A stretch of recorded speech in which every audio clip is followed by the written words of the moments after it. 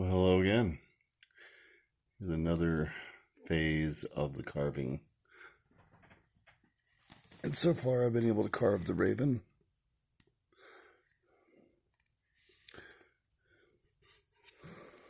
And some of the knotwork. This took about 3 hours just to get this stuff done. Just to be able to get up to that point. Now, something I've learned while carving this, if you notice, we have lines that are fairly smooth, some that are fairly choppy. What I've learned is that different Dremel bits do different things. This was looking like this, but by using a slighter, bigger bit, I was able to clean it up to make it look like this.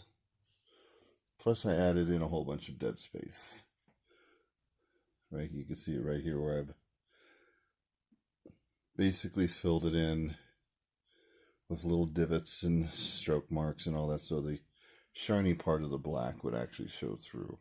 Now, this wasn't an original part of the idea, but it looks pretty darn cool.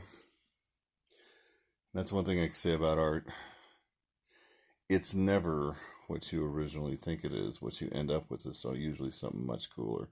So you got to keep your mind open. You can't just limit yourself on one idea. So far it's turned out pretty cool.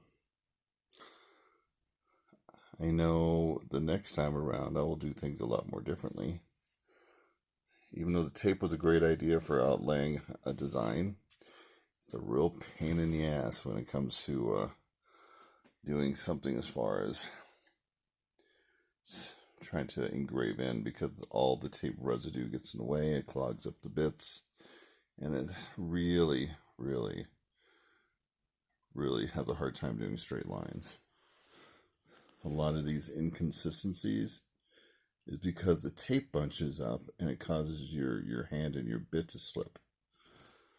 So lucky by using a bigger bit and pulling all the tape off, you can go back over and you can straighten it out. Now, this is not sanded, nor is this done, but it's a good start.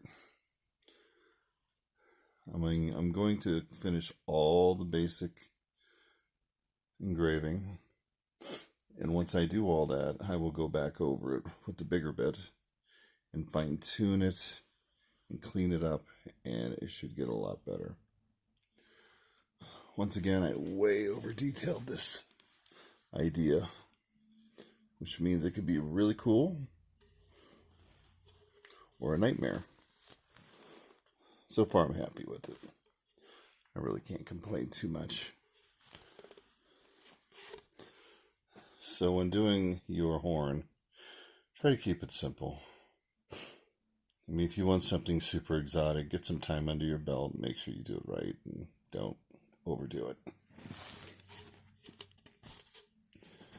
So once again, this is where I'm at. In the next few days, I'll finish the knotwork all the way around. I'll get all the lettering in there, and it'll all be etched in. It's all going to look rough like this. And then I'm going to move on from there.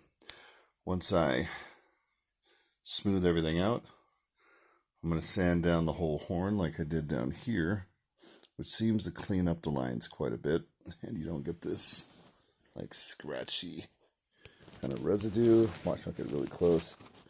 You can see how it buckles up. That'll all clean up with the sandpaper. Get really close in there. And when I'm done with that, I am thinking of taking a linseed oil and wiping it down and covering it, which is going to cover all the light spots. And then I'll go over it with a lighter paint, maybe a gold or even a red. I even seen stain in there where the black shows through, and this dark reddish brown stain where all the white is. Looks pretty cool. Well, anyway, this is where I'm at. Happy Father's Day, everybody. Thank you for watching. God bless.